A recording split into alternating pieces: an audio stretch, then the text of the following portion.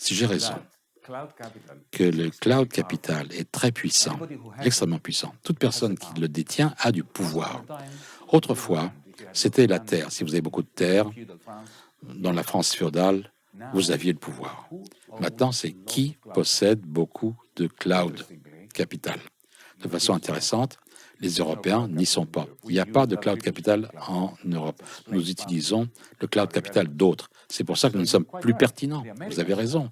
Les Américains ont la plus grande partie du cloud capital, mais les Chinois aussi, parce qu'ils ont créé leur propre Google, leur propre Facebook, leur propre Amazon, leur propre Netflix, leur propre Spotify. Donc vous avez ces deux centres de pouvoir qui entrent en clash. Pourquoi est-ce que les États-Unis sont tellement puissants?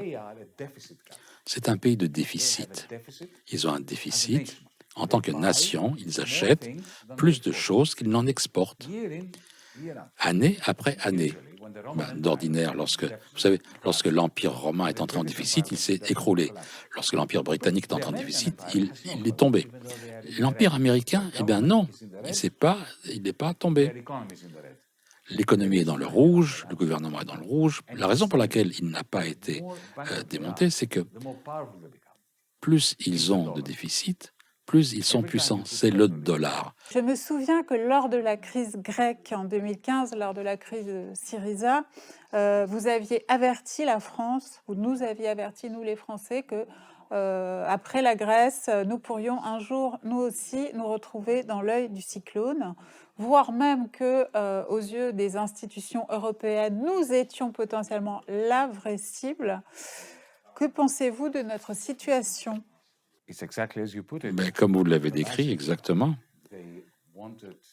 eh bien, ils voulaient faire une expérience avec l'austérité en Grèce et fermer les banques pour envoyer un message à la France. C'est pas moi qui l'ai créé cette histoire. Dans un de nos échanges un peu houleux, Draghi m'a dit que la politique qu'il faisait avaler de force n'était pas bonne pour la Grèce, n'était pas bonne pour l'Europe. Alors je lui ai dit, mais pourquoi vous faites ça? Moi, je veux pas plus d'argent de vous. Je veux restructurer ma dette pour les réformes qui seront bonnes pour la société grecque. Vous avez raison, m'a-t-il dit. Mais si je vous laisse faire, que Paris va-t-il penser? Moi, je veux contrôler leur budget. Si un homme politique aujourd'hui, ou une femme politique, dit la zone euro, ça ne fonctionne pas, leur carrière est terminée. Ils seront immédiatement attaqués pour être anti-européens. Je ne suis pas anti-européen, c'est parce que j'ai envie de l'Europe. C'est pour ça que je dis que l'euro nous fait couler, nous noie. Le débat politique est hypocrite. Parce que, prenez par exemple mes collègues de la gauche, le nouveau Front populaire.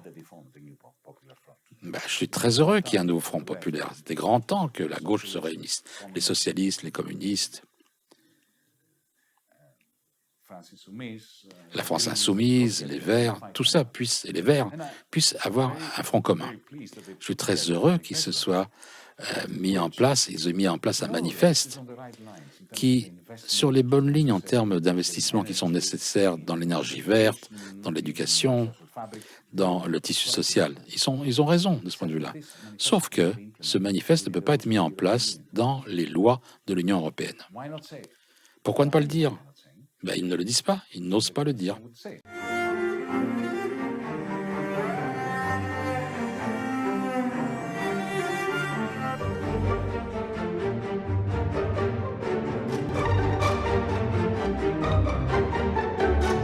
Bonjour à tous et bienvenue sur l'antenne de QG. Aujourd'hui, j'ai le très grand plaisir de recevoir Yanis Varoufakis, ancien ministre des Finances grec au sein du gouvernement Syriza pendant l'été historique de 2015, celui de l'affrontement avec l'Union européenne.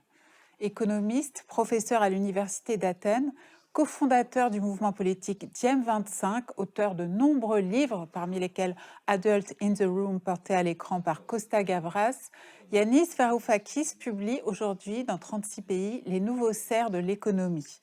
Un livre consacré aux GAFAM, ces géants bien connus, Google, Amazon, Facebook, ou encore Apple, qui ont profité à fond de l'argent public répandu sur le monde depuis la crise des subprimes et la pandémie de Covid.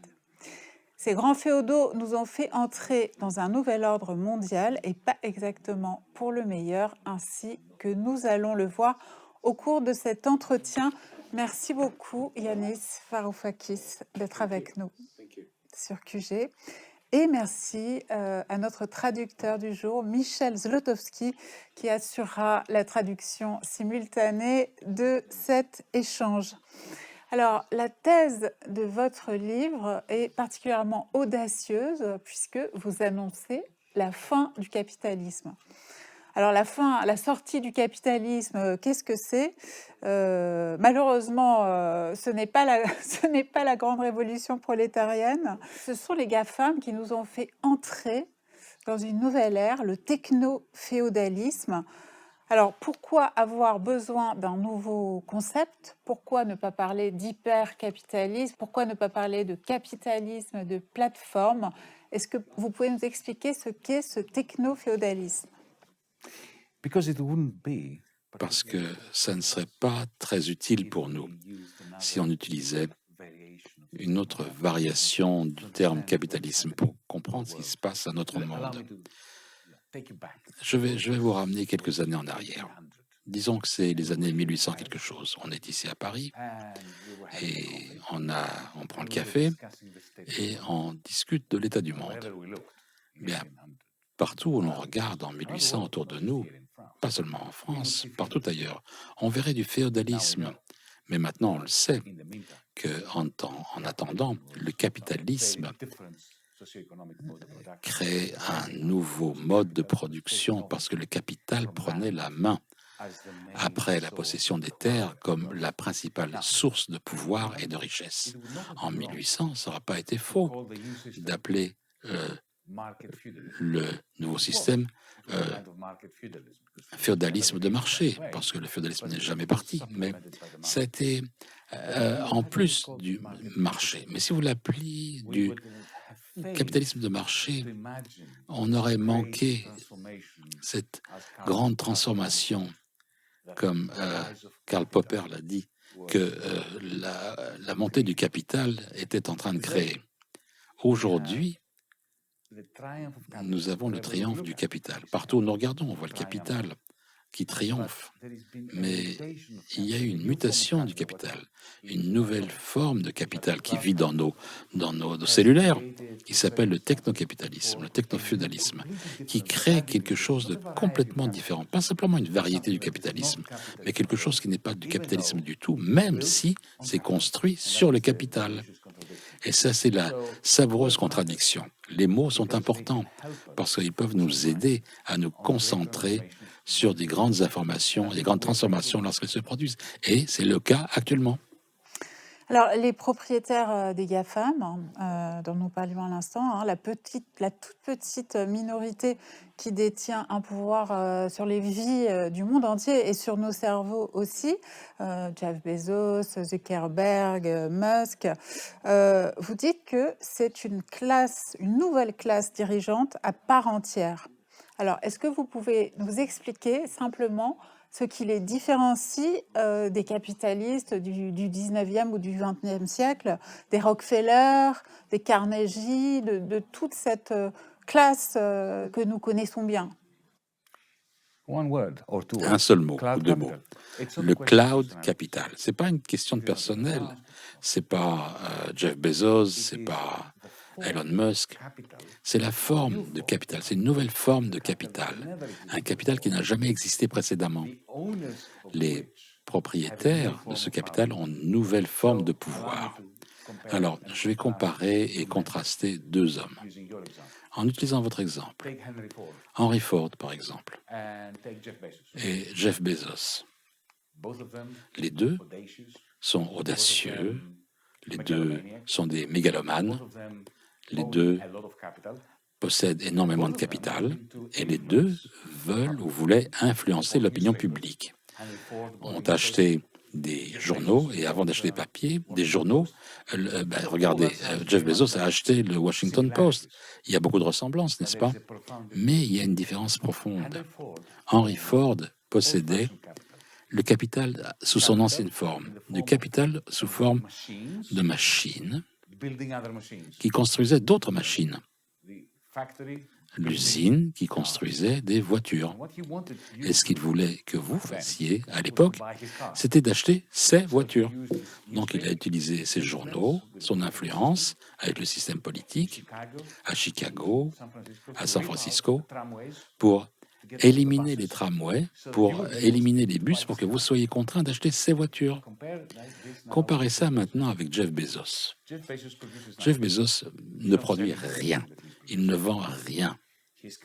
Il a créé une plateforme numérique qui ressemble à un marché, Amazon.com, mais ce n'est pas un marché. Peu importe ce que vous achetez là-dessus, parce qu'il ne le produit pas. Les autres capitalistes le produisent, les capitalistes vassaux.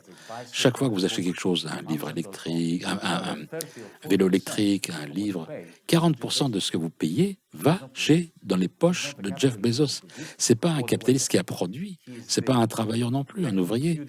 C'est le seigneur techno-féodal qui a créé cette nouvelle forme de capital. Et la différence entre Ford et Bezos, c'est quel est le capital qu'ils avaient? Ford avait un capital traditionnel qui est produit, c'était les moyens de production. Mais Bezos, lui, a un capital différent. La raison pour laquelle on a une grande transformation, qui est les moyens de produire une différence de comportement. À la fois, dès que vous rentrez dans Amazon.com, c'est plus du capitalisme, c'est même pas un marché. Il y a beaucoup d'acheteurs, il y a beaucoup de vendeurs, mais c'est pas un marché, parce que les acheteurs ne peuvent pas se parler les uns aux autres, ils ne peuvent pas choisir les vendeurs. Chaque fois que vous allez dans votre PC et que vous allez chez Amazon et vous dites,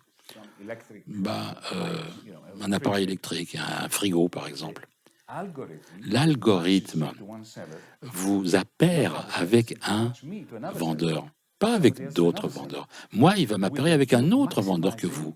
Ils maximisent leur rente que Bezos reçoit de la vente. Ce n'est pas un marché. C'est beaucoup plus proche de ce que l'Union soviétique faisait, qui remplaçait le marché avec le Gosplan, le plan de 5 ans. Par exemple, qui disait à une usine, tu produis tant de chaussures à ce prix-là et tu le donnes à telle personne. C'est ce que ces plateformes sont. Bonjour au techno-féodalisme. Ce n'est plus du capitalisme, c'est ce que je dis. Alors, vous racontez dans le livre le jour où vous avez compris qu'on était en train vraiment de changer d'air. Vous étiez un matin de 2020 sur l'île d'Égine aux côtés de votre père. Vous étiez en train de boire un café. Et là, vous veniez de découvrir que la bourse de Londres avait littéralement bondi de joie en voyant en réalité l'économie réelle en Grande-Bretagne s'effondrer à cause, bien sûr, de la pandémie. Qu'est-ce qui s'est passé? Expliquez-nous simplement. Qu'est-ce qui s'est passé pendant la pandémie et en quoi ce moment a conforté, renforcé comme jamais ce techno-féodalisme? Vous savez, c'était en août, pendant la pandémie. Et bien sûr, à 9 h du matin, heure de Londres, l'annonce a été faite que l'économie britannique avait rétréci, était tombée de 22%, je ne me souviens plus exactement, un peu plus de 20%, alors que toute attente était de 14 à 15%. Donc l'annonce était désastreuse. 15 minutes après, la bourse remontait. Il y a eu des moments, souvent, lorsque la bourse monte, lorsqu'il y a de mauvaises nouvelles. Ce n'est pas la première fois, mais c'est la première fois que l'annonce c'est pire que prévu, mais bon, vous savez, les acheteurs savaient que si les nouvelles étaient mauvaises, mais là, c'était pire, bien pire que ce qui était attendu. Et la bourse monte pourtant. Et bien, ce qui s'est passé, très clairement, tous les traders qui étaient devant leurs terminaux et se disent « Oh mon Dieu, 22%, une chute de PIB, c'est la panique ». Mais attendez, d'autres ont dit « Mais c'est pas mauvais, parce que si nous on panique, imagine la Banque centrale de l'Angleterre, ils vont paniquer encore plus, ils vont imprimer plus d'argent, ils vont nous le donner à nous, les financiers, pour acheter plus d'actions. Donc il faut acheter. » Et ce n'est pas quelque chose qui s'est produit durant la pandémie, mais ça a atteint son apothéose pendant la pandémie. Et ça a commencé après 2008. L'exemple des subprimes, voilà. Les banquiers, voilà, les traders attendaient les mêmes réactions des États, en fait. Exactement. Ça a commencé en 2008-2009, lorsque les banques centrales, pas tellement les États, mais les banques centrales des États ont commencé à imprimer 35 millions de milliards. Je ne dis pas des trillions parce que c'est difficile à imaginer. 35 000 milliards. C'est de l'argent qu'ils ont imprimé entre 2009 et 2021. Et ils l'ont donné aux banquiers. Les banquiers voulaient le prêter aux entreprises. Mais en raison de l'austérité, les entrepreneurs ne voulaient pas faire d'investissement parce qu'ils voyaient que les gens autour d'eux n'avaient pas d'argent. Donc, ce qu'ils ont fait, ils sont revenus vers la bourse et ils ont racheté leurs propres actions. Ce qui s'est arrivé en 2020, cet incident pendant la pandémie, c'était vraiment à l'apothéose de ce qui se passait déjà. Et ça, simplement, ça a répondu pour moi à la question: où est-ce que Bezos et les autres capitalistes du cloud ont trouvé de l'argent pour créer cet empire du cloud capital? Parce que c'est très cher. Et ça m'a frappé. Et j'ai commencé à faire de la recherche. Ils l'ont eu des banques centrales. Parce que les banques centrales ont imprimé beaucoup d'argent. Pas pour aider Bezos. Non, c'était complètement séparé. Mais Volkswagen, Peugeot, EDF, Rolls-Royce, General Electric, les capitalistes traditionnels ne voulaient pas investir. Donc, ils n'ont pas investi. Les seuls capitalistes qui voulaient investir, c'était ceux qui ont investi dans le cloud capital, dans le capital du cloud. L'argent qui était investi, des milliards et des milliards, dans Meta, chez Zuckerberg, moi j'ai fait quelques recherches là-dessus, et ça a été confirmé de l'intérieur, confidentiellement. Sur 10 $ qui étaient dépensés sur la machine de Meta, 9 $ venaient des banques centrales. Donc essentiellement, c'est le public qui a payé pour l'accumulation du cloud capital qui ensuite, les propriétaires les utilisent, ce cloud capital, pour gagner de la valeur que vous produisez chaque fois que vous postez quelque chose sur Facebook, sur Instagram, TikTok. Vous contribuez à leur capital qui a déjà été construit avec de l'argent public. Et ça leur donne l'occasion, chaque fois que vous achetez quelque chose, comme un vélo électrique, pour les propriétaires du cloud, de prendre 40% du prix. Ça ne retourne pas dans l'économie, ça reste dans leur poche. Ça signifie moins d'impôts pour le gouvernement, plus de déficit, plus grande pression sur Mme Lagarde pour imprimer plus d'argent et plus d'inflation. Même si vous achetez rien du cloud capitalisme, votre vie est totalement formée et diminuée comme un résultat de leur pouvoir exceptionnel, exorbitant. Alors, on va revenir au capital cloud, mais vous parlez d'argent empoisonné, de sommes d'argent colossales déversées sur l'économie mondiale, avec des conséquences lourdes, puisque, par exemple, nous, la France, aujourd'hui, l'Union européenne a engagé une procédure contre nous et contre 5 autres pays pour déficit excessif. Bon, c'est une question que vous connaissez forcément de très près, Yanis Varoufakis.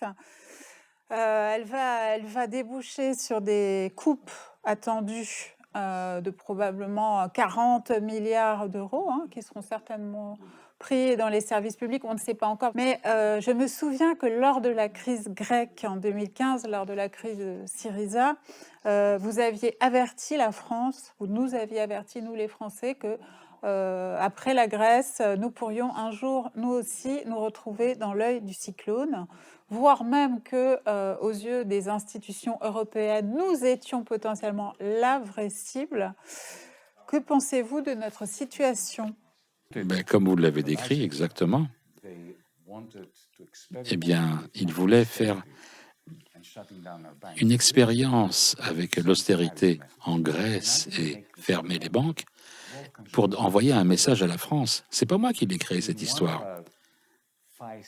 Dans un de nos échanges un peu houleux, Draghi m'a dit que la politique qu'il faisait avaler de force n'était pas bonne pour la Grèce, n'était pas bonne pour l'Europe. Alors je lui ai dit, mais pourquoi vous faites ça? Moi, je veux pas plus d'argent de vous. Je veux restructurer ma dette pour les réformes qui seront bonnes pour la société grecque. Vous avez raison, m'a-t-il dit. Mais si je vous laisse faire, que Paris va-t-il penser? Moi, je veux contrôler leur budget. Et ça m'a rappelé de quelque chose qui s'est produit en 1964, qui est très pertinent pour la situation actuelle en France. Valéry Giscard d'Estaing, en 1964, était votre ministre des Finances, sous le président de Gaulle. Il s'est envolé pour Bonn, la capitale de l'Allemagne de l'Ouest, pour rencontrer le ministre des Finances de l'Allemagne de l'Ouest, Schmucker, c'était son nom. Il avait un message pour le gouvernement allemand du président français. Et le message c'était une demande de De Gaulle, typique de De Gaulle, d'avoir une union monétaire entre la France et l'Allemagne en un mois. Le ministre des Finances, Hans Schmucker, a été choqué. Mais je ne peux pas faire ça, je ne peux pas avoir cette discussion avec vous. Il faut que je parle à mon chancelier, au Bundestag. Et puis, il s'est calmé, il s'est tourné vers Giscard d'Estaing et a dit, vous vous rendez compte de ce que vous demandez? Si l'Allemagne, qui est un pays de surplus, et la France, qui est un pays de déficit, si vous avez une union monétaire, ça signifie que votre Assemblée nationale ne contrôlera plus votre budget national. C'est exactement ce qui se passe. L'économie française n'est pas durable avec la monnaie actuelle, avec l'économie allemande, en raison de la différence de nos économies, avec une austérité constante et une inflation qui donne la voix à Le Pen, à la xénophobie, au racisme, et qui entraîne la gauche et en général les forces politiques qui n'osent pas dire la vérité aux Français. La vérité, c'est que si vous voulez réellement que votre économie sociale soit durable, il faut changer les règles de la zone euro. Mais ça signifie un clash avec Bruxelles, avec Berlin, avec la Haye, etc. Est-ce que vous pensez que la France, actuellement, avec cette instabilité politique dont vous devez être au courant, bien sûr, peut entrer assez rapidement dans la lessiveuse de l'Union européenne? C'est une question de cause et d'effet. La stabilité politique ou l'instabilité n'est pas un problème, c'est un symptôme, c'est pas la cause, c'est un symptôme. Réfléchissez, vous avez un déficit de 5,5%. Ça va grandir, ça va arriver à 6% très prochainement. Mais ça ne serait pas un problème. L'économie française peut avoir un déficit de 5,5 à 6%, parce que vous avez un déficit du commerce, mais aussi longtemps que vous aviez votre souveraineté. Mais vous n'avez pas de souveraineté.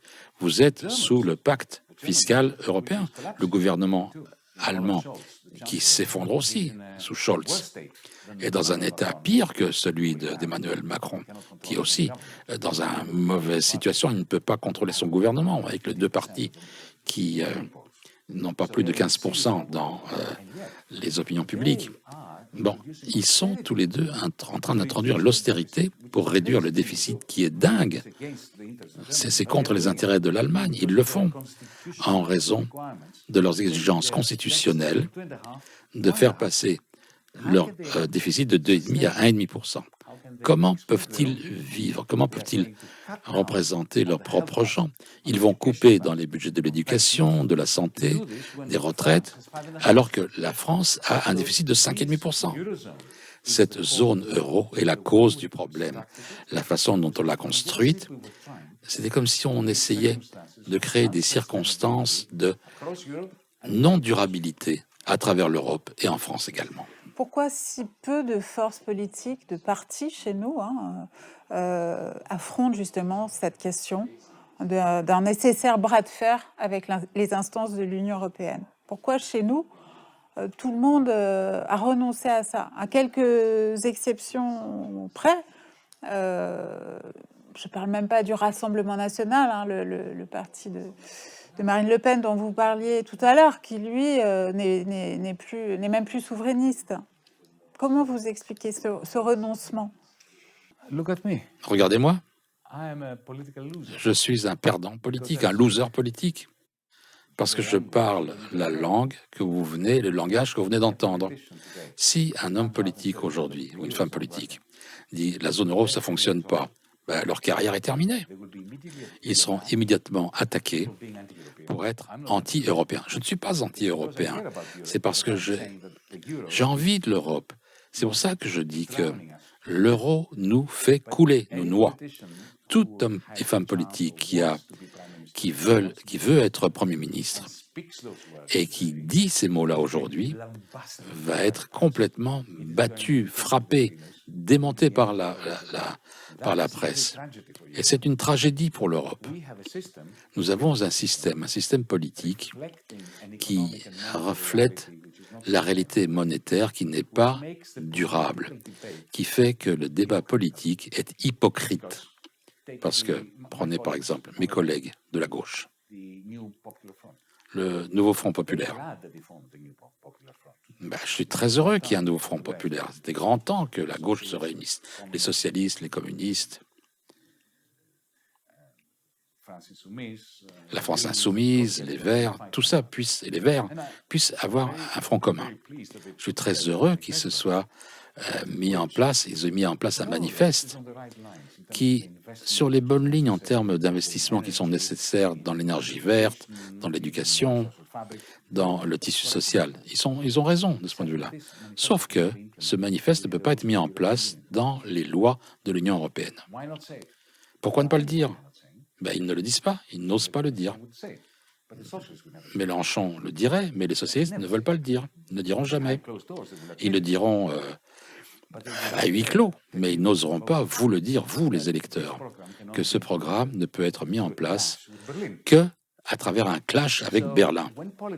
Donc lorsque les politiques est structurellement hypocrite, parce que ça reflète l'hypocrisie structurelle, l'insoutenabilité de l'économie européenne, à ce moment-là, il y a l'explication pourquoi l'Europe n'est pas pertinente.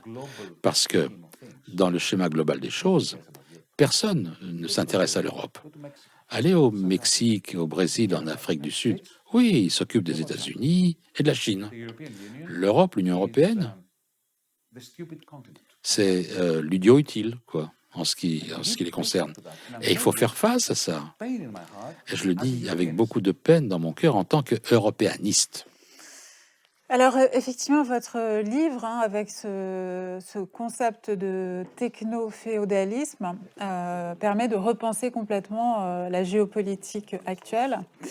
Et notamment, effectivement, vous montrez que deux grands blocs, la Chine et les États-Unis, deux super fiefs du cloud s'affrontent désormais, et que c'est finalement une espèce de nouvelle guerre froide dans laquelle nous venons d'entrer, dans laquelle, en fait, les intérêts de la nouvelle classe techno-féodale sont en réalité la clé de lecture la plus importante. Et c'est vrai que ce n'est pas une clé que nous avons ordinairement. Est-ce que vous pouvez nous expliquer ça? Si j'ai raison, que le cloud capital est très puissant, extrêmement puissant, toute personne qui le détient a du pouvoir. Autrefois, c'était la terre. Si vous avez beaucoup de terre, dans la France féodale, vous aviez le pouvoir. Maintenant, c'est qui possède beaucoup de cloud capital. De façon intéressante, les Européens n'y sont pas. Il n'y a pas de cloud capital en Europe. Nous utilisons le cloud capital d'autres. C'est pour ça que nous ne sommes plus pertinents. Vous avez raison. Les Américains ont la plus grande partie du cloud capital, mais les Chinois aussi, parce qu'ils ont créé leur propre Google, leur propre Facebook, leur propre Amazon, leur propre Netflix, leur propre Spotify. Donc vous avez ces deux centres de pouvoir qui entrent en clash. Quelle est la raison? Pourquoi est-ce qu'ils ne peuvent pas coopérer? Pourquoi est-ce qu'il y a un clash? Eh bien, pourquoi est-ce que les États-Unis sont tellement puissants? C'est un pays de déficit. Ils ont un déficit. En tant que nation, ils achètent plus de choses qu'ils n'en exportent, année après année. D'ordinaire, lorsque l'Empire romain est entré en déficit, il s'est écroulé. Lorsque l'Empire britannique est entré en déficit, il est tombé. L'Empire américain, eh bien non, il n'est pas tombé. L'économie est dans le rouge, le gouvernement est dans le rouge. La raison pour laquelle il n'a pas été démonté, c'est que plus ils ont de déficit, plus ils sont puissants. C'est le dollar. Chaque fois que vous mettez de l'essence dans votre voiture, chaque fois que vous achetez quoi que ce soit de la Chine, vous savez que vous achetez des dollars. Donc finalement, essentiellement, lorsque Hermès envoie un sac très cher à un consommateur américain, Hermès acquiert des dollars. Et en fait, Hermès, qu'est-ce qu'il fait avec ces dollars? Il les renvoie à la bourse américaine pour acheter des obligations qui maintiennent l'Amérique puissante. C'est ça le deal. Mais à partir du moment où on a d'autres façons d'utiliser l'argent, l'hégémonie américaine va tomber. Les Chinois ont développé la version digitale de leur yuan. Ils ont une application WeChat qui permet aux Chinois de faire des paiements libres, les uns avec les autres, sans passer par les banques. C'est un grave danger, parce que si les Arabes, en Arabie Saoudite, si les Indiens, parfois si des Français ou des Allemands commencent à utiliser ce système, ça va briser le monopole et l'hégémonie du dollar. Et soudain, l'Amérique est un pays de déficit sans le privilège exorbitant, comme on l'a bien décrit, le privilège du dollar américain. C'est pour ça que les Américains accroissent les tensions avec la Chine. Ils interdisent la vente des puces électroniques et ils utilisent par exemple l'excuse de Taïwan pour créer cette grande tension avec la Chine. Alors, depuis la guerre en Ukraine, depuis début 2022, on évoque de plus en plus souvent une dédollarisation du monde, un effondrement du règne du dollar imminent. Donc, je voulais bien sûr avoir votre réaction à ce sujet parce que, à vous lire, la guerre en Ukraine, à laquelle vous consacrez des pages, on pensait qu'elle pouvait faire justement éclater cette bulle du cloud, cette bulle techno-féodale, et qu'il y aurait un retour du réel, de l'économie réelle, des matières premières, de l'autonomie alimentaire, de toutes ces questions très concrètes. Et en fait, une des très mauvaises nouvelles de votre livre, c'est que pour vous, c'est pas le cas. Pas le cas du tout, au contraire même. Les Chinois ont créé une alternative au dollar. Les gens qui parlent de la dédollarisation le désignent du doigt. Ils utilisent les BRICS pour faciliter cette alternative au dollar. Mais lorsque les gens me disent « les Chinois vont mettre un terme à la prédominance du dollar », je dis non. Vous savez pourquoi? Qui est le plus grand allié du dollar américain, à part le gouvernement américain? Les capitalistes chinois. Si vous êtes un capitaliste chinois, à Shenzhen par exemple, et que vous fabriquez des téléphones portables pour Apple, ou de l'aluminium que vous vendez aux États-Unis, pour continuer de vendre vos téléphones et votre aluminium, vous le vendez en dollars, n'est-ce pas? Donc vous avez besoin que le dollar vous revienne. Vous prenez les capitalistes chinois, vous prenez ces dollars et vous les remettez à Wall Street. Pour vous, c'est essentiel que le dollar maintienne sa domination, parce que s'il ne le fait pas, vous faites quoi? À qui vous allez vendre tous ces iPhones? Il n'y a pas assez de demandes en Arabie Saoudite ou en Europe pour tous les iPhones qui sont produits à Shenzhen, ceux qu'ils envoient à Los Angeles. Il y a un clash en Chine intérieur entre le cloud capital, les propriétaires, ceux qui n'ont pas besoin du dollar, les travailleurs en Chine qui ont leurs propres intérêts, et le capitalisme traditionnel de la Chine, qui veut maintenir la domination du dollar. Mercedes-Benz, par exemple, ici en Europe, en Allemagne. La dernière chose que vous voulez voir, c'est la fin du monopole du dollar. Parce que Mercedes-Benz va fermer ses portes demain matin s'il perd son marché d'exportation vers les États-Unis. Les Américains achètent beaucoup de Mercedes-Benz. Donc comment est-ce qu'ils l'achètent? Ils impriment des dollars, les Américains, et les donnent aux Allemands, qui prennent ces dollars et les ramènent à Wall Street. Si vous avez une Mercedes-Benz, mon Dieu, il faut que le Dieu reste Dieu, c'est-à-dire le dollar. Il faut prendre ces choses en considération et être trop simpliste en pensant que c'est les États-Unis contre la Chine, simplement. Mais est-ce qu'on pourrait imaginer que ce pacte sombre, ce pacte d'ombre, comme vous l'appelez dans votre livre, puisse être rompu un jour et que la Chine, notamment, puisse réellement vouloir sortir du système du dollar? Oui. Oui. Imaginez une situation où, par exemple, je l'imagine, hein, c'est dans mon esprit, mais c'est un exemple qui répond à votre question. Imaginez que la Banque centrale chinoise, qui crée maintenant des comptes gratuits pour les Chinois. Disons qu'il y a 1,4 milliard de Chinois et chacun d'entre eux a un compte en banque. Imaginez qu'au lieu de regarder vers les Américains pour maintenir la demande pour les produits chinois par un système dollarisé, imaginez que la Banque centrale de Chine donne à tous les Chinois, allez, $200 par mois. L'équivalent, pas en dollars, mais bon, en renminbi. Ce que la Banque centrale chinoise doit faire, c'est juste imprimer de l'argent et les mettre dans les comptes des gens. Et soudain, la demande domestique va croître. Donc tous ces téléphones, tout cet aluminium pourrait être absorbé à l'intérieur de la Chine. Ça sera le moment où l'hégémonie du dollar sera torpillée. C'est un exemple. Mais il faut une décision politique et il faut que le Parti communiste chinois entre en clash avec les capitalistes chinois. Et ça nous entraînera peut-être vers un clash majuscule. On ne peut pas savoir. C'est très difficile d'imaginer l'avenir, mais il est parfaitement raisonnable de suggérer qu'à un certain point, le dollar va perdre son hégémonie. Et la grosse question, pour vous répondre, qu'allons-nous faire? Parce que l'Europe, la façon dont on a construit l'Europe, n'est pas durable sans la domination américaine. Parce que, regardez la zone euro, par exemple. Nous avons un surplus commercial qui est maintenu par les Américains, qui est leur déficit. Et comment ils maintiennent leur déficit?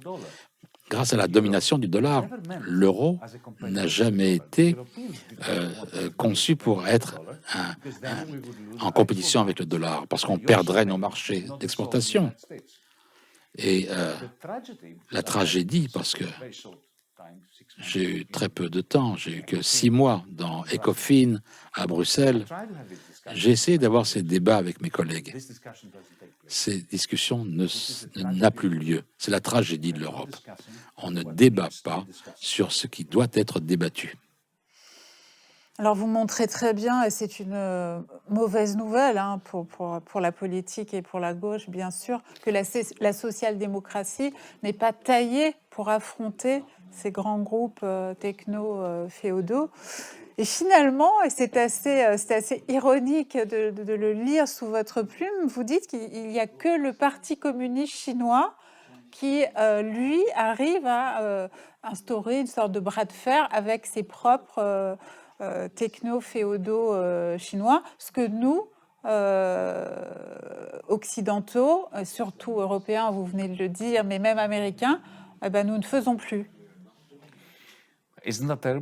Est-ce que c'est pas terrible? Est-ce que c'est pas horrible que nous sommes des démocraties? Nous avons perdu la capacité de faire, au nom de la majorité des Européens, ce qui doit être fait. Il ne peut pas entrer en clash avec Google, avec Facebook. Le clash, c'est entre Bruxelles et vous voyez ce qui se passe. À Thierry Breton, vous voyez ce qui s'est passé. Il a été mis à la porte parce qu'il avait osé résister un petit peu au cloud capitalisme. Il a été vidé. Mais bon, ça suffisait pour que lui soit... on se débarrasse de lui. C'est une humiliation nationale pour la France. Lorsqu'il y a un commissaire allemand qui dit au président français « Je ne veux pas votre représentant », ça s'est jamais produit dans l'histoire de l'Europe précédemment. On va du pire au pire encore. Mais nous n'avons pas le muscle politique, le pouvoir politique en tant que démocratie pour dire au cloud capital, vous voulez fonctionner en Europe? Mettez 20% de vos actions dans un fonds social. Les Chinois peuvent le faire. C'est véritablement une menace pour la démocratie.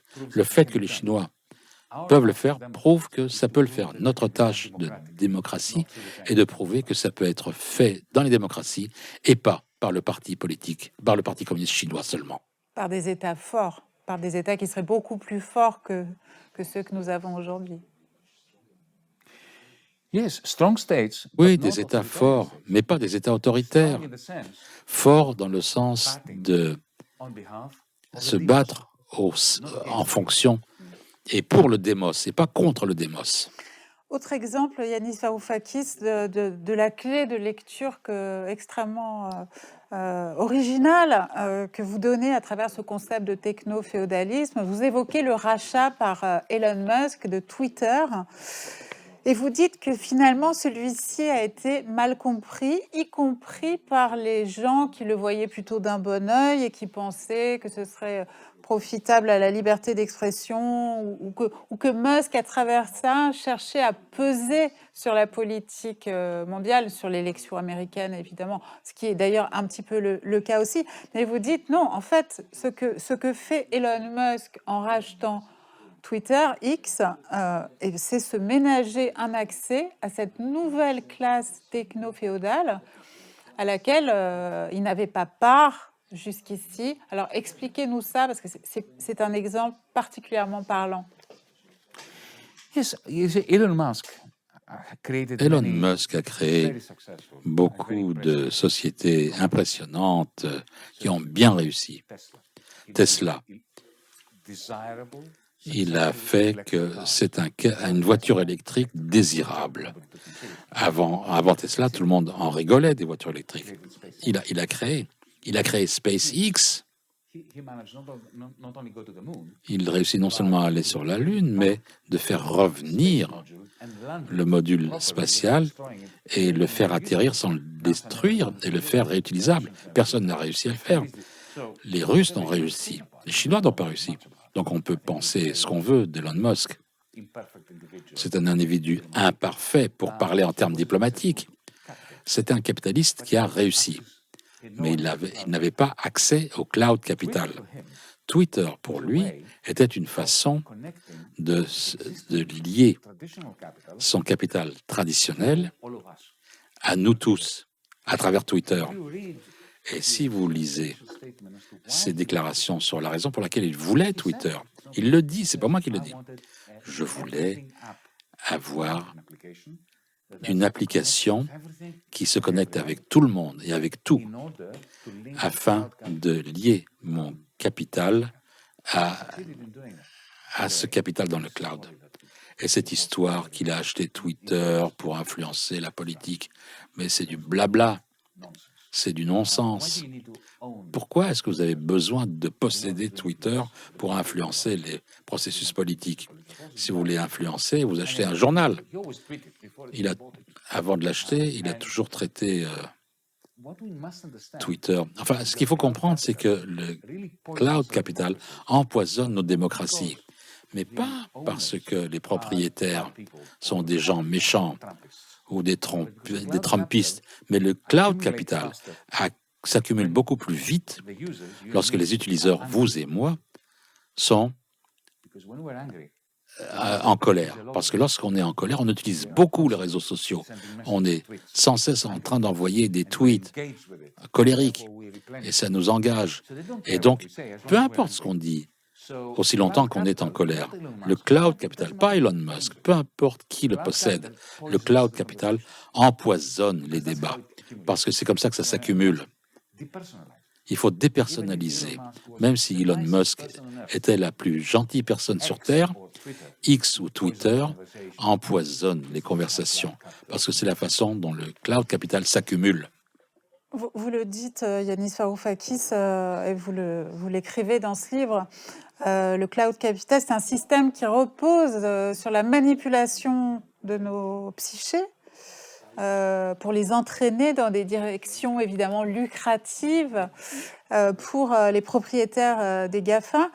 Est-ce que vous pouvez nous expliquer en quelques phrases en quoi c'est réellement différent de ce qu'a été le marketing, la publicité, ces choses-là qui existent depuis 50 ans désormais? En quoi c'est un saut qualitatif? C'est dialectique en un seul mot. Dialectique. Donc, prenez une pub traditionnelle. Il y a un publicitaire qui vient avec une pub superbe qui m'influence moi, qui fait que je veux acheter un Big Mac chez McDonald's. D'accord? Ça me convainc. Je veux pas, j'en ai pas besoin, mais soudain, j'ai envie d'un Big Mac. Qu'est-ce que je dois faire? Aller chez McDo et acheter un McDo. Et c'est tout, c'est fini. C'est là que ça s'arrête. Ça va dans une seule direction. De vous, publicitaire, à moi, et qui va chez McDo, et c'est tout. Fin de l'histoire. Avec ces machines, le cloud capital, il y a un dialogue entre moi et la machine. Je dis à la machine, éteins la lumière. Et je lui dis, achète-moi du lait. Ou commande-moi un journal. Ou prends-moi un billet de train pour aller à Marseille. La machine apprend de moi ce que j'aime et ce que je n'aime pas, ce que j'achète, ce que je n'achète pas. Ensuite, la machine me forme moi et moi je forme la machine. Et à un point, ça met dans ma tête l'idée que je veux quelque chose. N'est-ce pas? C'est quelque chose de dialectique. C'est sans fin. Et, une fois que je le veux, elle me le vend sans que j'ai besoin d'aller au magasin. En court-circuitant le marché, ce n'est plus du capitalisme. Vous avez été très tôt une des grandes voix européennes engagées en faveur de Gaza, et cela vous a même valu une interdiction d'entrée en Allemagne au printemps 2024, ce qui est totalement incroyable.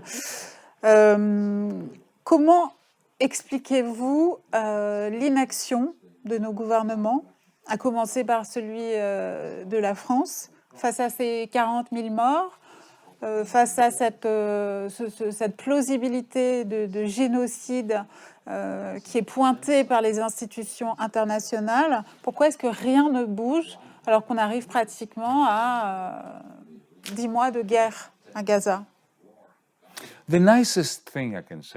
La meilleure chose que je peux dire, la plus gentille, c'est que nous, Européens, et à juste titre, nous avons un très grand poids de culpabilité sur l'antisémitisme, parce que c'est nous qui sommes à l'origine de l'antisémitisme. Nous l'avons créé.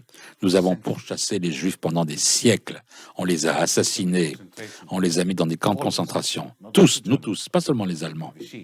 Ici, Vichy, les fascistes grecs, les nazis croates, à travers toute l'Europe, les nazis ukrainiens, tous, nous avons pourchassé les Juifs. Donc il est assez naturel d'être très sensible à toute critique, toute attaque contre des Juifs.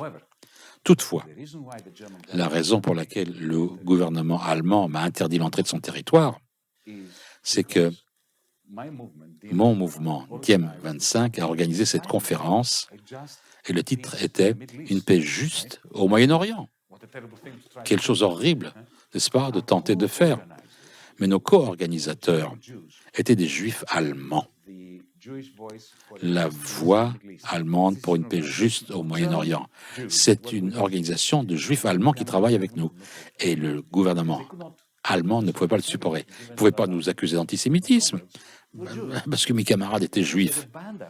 Donc, ils nous ont bannis et ils ont arrêté mes camarades juifs. Moi, je n'ai pas été arrêté parce que j'étais en Grèce, j'allais me connecter par Zoom.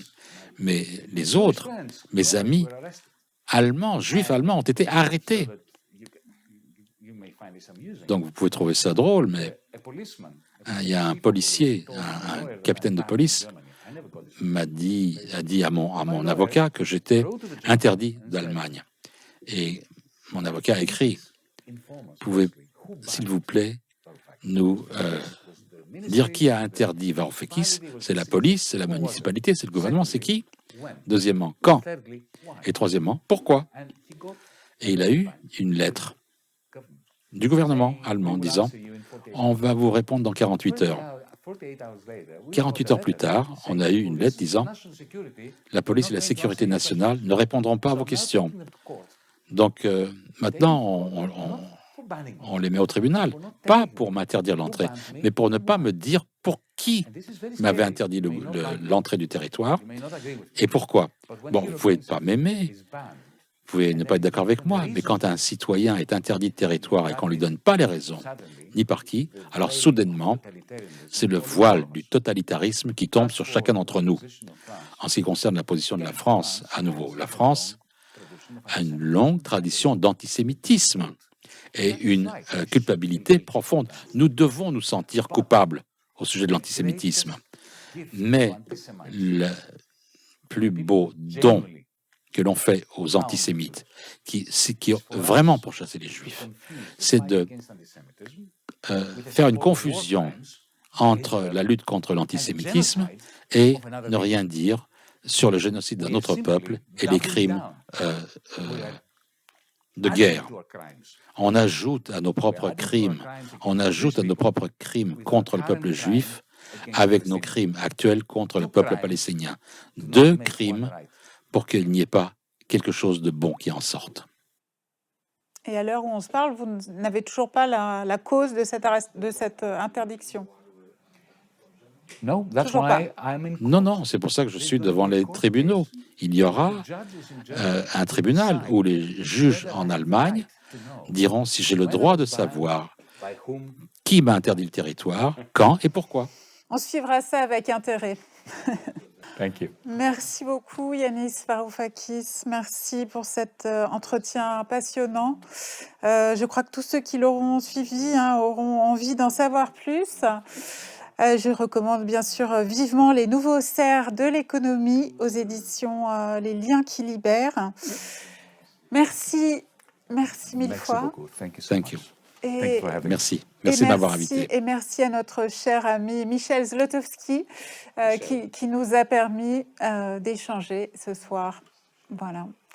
Et bien sûr, je rappelle à tous ceux qui nous écoutent que QG est un média indépendant, ce qui nous permet de donner la parole à d'autres voix, de tenir d'autres discours. Je vous invite donc à nous découvrir et à nous soutenir dès ce soir sur qg.media. Et je vous dis à très bientôt pour de nouveaux entretiens.